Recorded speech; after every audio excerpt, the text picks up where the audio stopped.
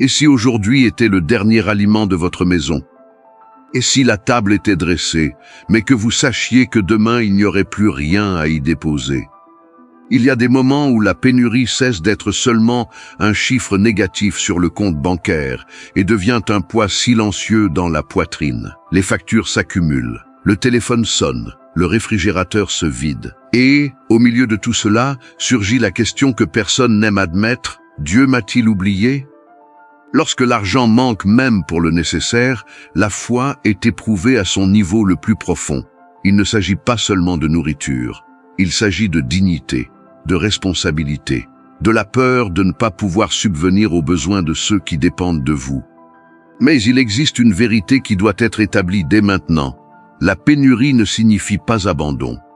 Tout au long de cette vidéo, vous allez comprendre pourquoi la table vide peut être le début d'un repositionnement spirituel et financier, et comment appliquer des principes bibliques qui transforment le désespoir en direction.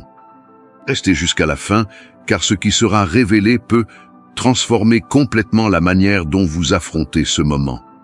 Lorsque la pénurie arrive, elle ne frappe pas seulement à la porte du garde-manger, elle envahit l'esprit.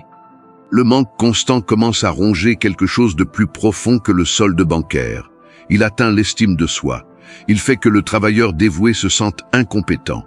Il pousse le père ou la mère responsable à se remettre en question en silence. Il amène le chrétien fidèle à se demander, même sans le dire à voix haute, où se trouve la réponse qui ne vient jamais. La pénurie prolongée produit une fatigue émotionnelle qui n'apparaît pas dans les rapports financiers. La comparaison avec ceux qui semblent prospérer surgit. La honte d'éviter les rencontres apparaît. La peur de nouvelles réclamations s'installe. Et alors survient le plus dangereux. Les décisions commencent à être prises sous l'effet de la panique. Au lieu de stratégie, l'impulsion. Au lieu de clarté, le désespoir. C'est à ce moment-là que beaucoup aggravent la crise sans s'en rendre compte. Car la plus grande menace n'est pas la table vide, c'est l'esprit dominé par la peur. La Bible révèle que les temps de pénurie ont toujours été des scénarios d'épreuve, mais jamais d'abandon. Et avant toute provision extérieure, il existe un ajustement intérieur qui doit avoir lieu. C'est précisément ici que commence le premier principe. La Bible rapporte l'histoire d'une femme qui a elle aussi regardé la table vide comme une sentence finale. La veuve de Sarepta vivait au milieu d'une sécheresse dévastatrice. La pénurie n'était pas individuelle, elle était collective. Pourtant, dans cette maison, il ne restait qu'une poignée de farine et un peu d'huile, suffisant pour un dernier repas. Après cela, elle avait déjà accepté le pire. Mais ce qui change le cours de l'histoire n'est pas l'arrivée immédiate de nouvelles ressources. Ce qui change tout, c'est une décision de repositionnement. Avant la multiplication, il y a eu réorganisation. Avant la provision continue, il y a eu alignement. Elle a dû agir sur la base d'une direction et non du désespoir. Et c'est précisément cela le principe, la pénurie est un lieu d'ajustement stratégique. Lorsque les ressources diminuent, la première réaction naturelle est la peur. Mais le chemin biblique commence par un inventaire. Qu'est-ce qui existe encore? Quelles ressources demeurent? Quels gaspillages doivent être éliminés immédiatement? Le repositionnement signifie interrompre les décisions impulsives, réorganiser les priorités et reconnaître que ce qui est encore entre vos mains peut être le point de départ de quelque chose de plus grand.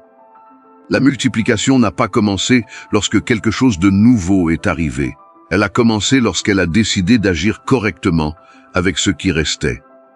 Et ce modèle se répète. Lorsque les ressources diminuent, ce qui était caché commence à apparaître. La pénurie agit comme un révélateur silencieux. Elle expose des fragilités que l'abondance parvenait à dissimuler. Souvent, ce n'est pas seulement le manque qui fait mal, c'est la prise de conscience qu'il n'y avait pas de préparation. Dépendance à une seule source de revenus, absence de réserve minimale, désorganisation des priorités, petite fuite financière ignorée pendant des années. La crise ne crée pas ces schémas, elle les révèle simplement. L'histoire de Joseph en Égypte montre un contraste puissant. Pendant les années d'abondance, il n'a pas célébré comme si celle-ci était permanente. Il a organisé, stocké et structuré. Lorsque la pénurie est arrivée, l'impact a été différent parce qu'il y avait une stratégie. Cela enseigne un principe clair.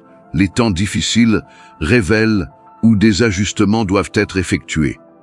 Appliquer cela aujourd'hui signifie classer les dépenses avec objectivité, séparer l'essentiel de l'illusoire, redéfinir les priorités avec fermeté, créer des objectifs réalistes de reconstruction, même s'ils sont modestes. La pénurie peut être douloureuse, mais elle offre de la clarté. Elle montre où la structure était fragile. Et chaque fois que la structure est ajustée, l'avenir cesse de dépendre uniquement du hasard et commence à dépendre de la direction. Et la direction exige du mouvement. Une fois que la structure est révélée et ajustée, une question inévitable surgit. Que faire maintenant ? Dans l'un des moments les plus marquants des Écritures, face à une foule affamée, la première question posée ne concernait pas ce qui manquait, mais ce qui existait déjà. Qu'avez-vous ? Avant la multiplication, il y a eu la présentation du peu. C'est le point que beaucoup ignorent. Attendre qu'un changement extérieur se produise sans mettre en mouvement ce qui est à portée de main prolonge la pénurie. La provision ne commence pas dans l'invisible, elle commence dans l'attitude. Le mouvement peut signifier activer des compétences oubliées, accepter des travaux temporaires, offrir des services simples, réorganiser des talents qui étaient restés inactifs. Cela peut signifier demander conseil, rechercher des opportunités différentes des habituelles, briser l'orgueil qui empêche de nouveaux commencements. La foi n'est pas passivité. La foi est action alignée avec une direction. Chaque pas posé crée un espace pour l'expansion. Chaque initiative interrompt l'inertie. La multiplication a eu lieu lorsque le peu a été remis, organisé et distribué. Et lorsque le mouvement commence, quelque chose d'encore plus dangereux doit être affronté, l'interprétation erronée de sa propre pénurie. Il existe un risque silencieux qui accompagne les périodes prolongées de difficultés, transformer une phase en identité. Lorsque la pénurie dure plus longtemps que prévu, beaucoup cessent de la voir comme une saison et commencent à la considérer comme une définition personnelle. La pensée d'un échec permanent surgit. Le sentiment que les autres avancent tandis que vous restez immobile apparaît. Et peu à peu, l'idée de rejet s'installe comme si le manque était un signe définitif d'abandon. Mais le modèle biblique montre autre chose. Le désert a toujours précédé la promesse. L'épreuve a toujours précédé la promotion. Aucune traversée n'a été permanente. La pénurie n'est pas une sentence, c'est un cadre de formation. Lorsque cette compréhension est restaurée, l'esprit cesse de fonctionner selon la logique de la défaite et commence à voir apprentissage, ajustement et préparation. Et lorsque la mentalité change, il devient possible d'appliquer un plan concret pour réorganiser la réalité actuelle. Avec une mentalité ajustée, il est temps de transformer la compréhension en action organisée. Pendant les 7 prochains jours, la proposition est simple et stratégique. Le premier jour, faites un inventaire complet de votre réalité financière, sans omission.